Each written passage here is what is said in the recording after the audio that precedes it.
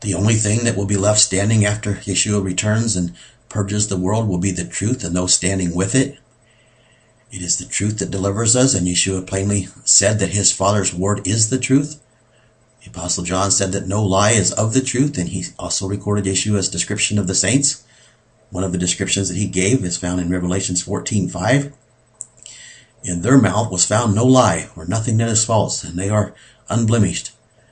Pilate asked Yeshua if he was a king, and he responded to him in John 18:37, "You ask how I am a king? Into this cause I was born, and into this cause I came into the world in order to be a witness of the truth. All who are of the truth hear my voice." And of course he says all who hear his voice follow him. And he lived by his Father's every word and commanded us to do the same. It's not that complicated. Pilate then asked the question, "What is truth?" And he departed to the crowd. So many have this question, yet so many formulate their own truth. The proof that has been given to us in our Creator's word that Yeshua is the first witness of the two witnesses that are spoken of in the book of Revelation. Here he says that bearing witness to the truth is one of the reasons why he was sent to the world. And he told us what is true, and he told us what we must do to inherit eternal life. But his word is not proof enough for most of you. Our Creator gave us the proof in his word that he has raised me up to be his second witness.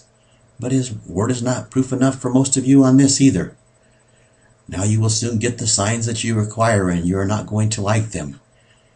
My Father has made it clear that this is about believing him and acting on this belief by doing so. His word is truth, and we are to be doers of the truth. Yeshua shed his blood so that each of us could enter into a covenant with his Father to have his truth written in our inward parts and in our minds. But most of you do not want the truth that will set you free. You'd rather believe in lies so you can stay in your life and live how you want to live. You want to decide right from wrong for yourself. Why can't those of you who are in this camp believe that this was the original sin of Adam and Eve? His word says that it is. It is easy to prove what is true.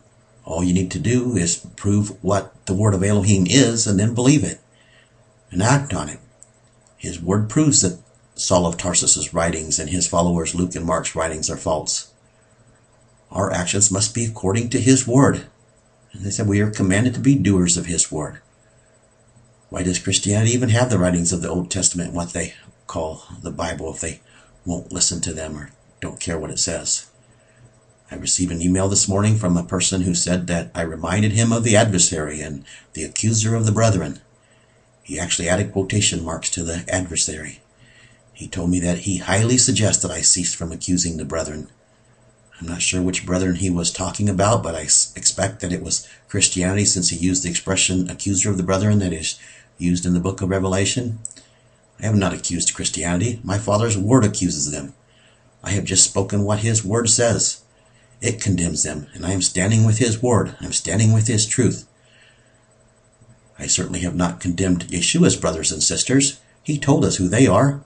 He said in Matthew 12:50, "Because whosoever does my Father in heaven's will, or his desire, they are my brother and sister and mother."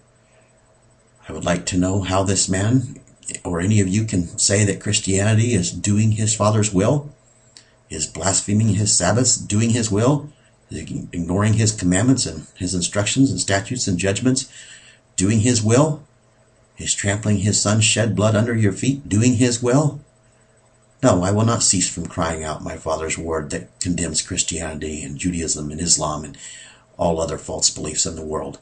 I will continue to stand with the truth. I will continue to my last breath to cry out his desire for us to obey him in order to be molded into his image. And in the end, I will be found standing in my lot in his family. The question is, will you stand with me in standing with my Father's truth so that he can become your Father as well? Yahweh said in Malachi 3:1, "Behold, I will send my messenger to prepare the way before my face, and Yahweh will seek you, and will suddenly come to his temple. The messenger of the covenant whom I delight will come to you, says Yahweh of hosts. Who will receive him the day of his coming? And who will stand when he appears? Because he is like a refiner's fire and like a fuller's soap. And he will set as a refiner and a purifier of silver, and he will purify the sons of Levi and purge them as gold and silver, so that they may offer to Yahweh an offering in righteousness. What this man and others perceive as me judging Christianity is actually me exposing the lies that is accompanied with a petition from our Creator for his people to come out of her, to come out of Christianity, to come out of the lies. He has sent me to refine those who will return to him, to be purified by his word, by his truth. He has sent me to bear witness to his truth and to cry out to a people to come out from their lies and to come to his truth. The battle cry to you is to either come stand with his truth or forbear and be purged out. No lie is of the truth, and all lies will be purged out. If you do not believe that I am his messenger that he has sent, then you simply do not believe his word, because it testifies that he has sent me, just as it testified that he sent Yeshua. This man who wrote me, highly suggesting that I cease, wrote me in his own name. I have not spoken in my own name, and I have spoken for each of you to come stand with the truth. That's all I have spoken. Christianity is not my brethren, no more than Buddhism is my brethren. But my desire is for them to become my brethren, and my desire is for them to be wiped off the face of the earth if they will not. Is not this what Yeshua told us to pray for? He told us to pray that his Father's desire would be done here on earth as it is in heaven. If any of you want to remain standing in Christianity, you will soon receive a double portion of my Father's indignation, and you will be purged out.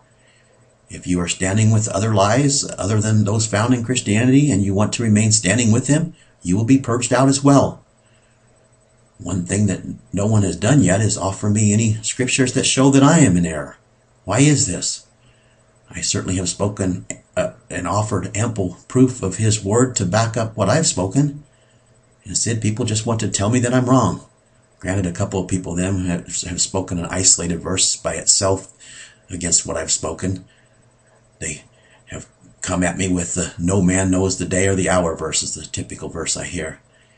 It is easy to prove that they misquote this verse with the proof that is given elsewhere in his word that proves that what Yeshua was saying when he spoke this. It is easy to prove with his word that the day would be brought forth by his servant when it was time to. It's just a matter of believing his word. This man that wrote me today used an individual verse like this when he said that I'm an accuser of the brethren. He failed to say how I have accused Yeshua's brethren, since I am sure this is who he was referring to. He did not even try to. Instead, he simply accused me of accusing the brethren, of course with no proof. I have given ample scriptures to prove that Christianity is not Yeshua's brethren. I have given ample scriptures to prove that Satan is their father. My Father's word proves that they stand with lies. In verse 3 here in Malachi 3, he speaks of those who will return to him to lift up to him an offering of righteousness. He has declared what this offering of righteousness is, but so few are choosing to stand with his truth to offer it up to him. So he will send his wrath, and he will plead with you with other measures. His word has not been good enough for most of you, so now you're going to find out that he will try to prick your ears another way. You would not believe his first witness, and now you will not believe his second witness. His court only requires 2 witnesses for judgment to be rendered. Who will you be found standing with? Will you be found standing with what you believe to be true, or will you be found standing with what his word says is true? Only one group will be left standing.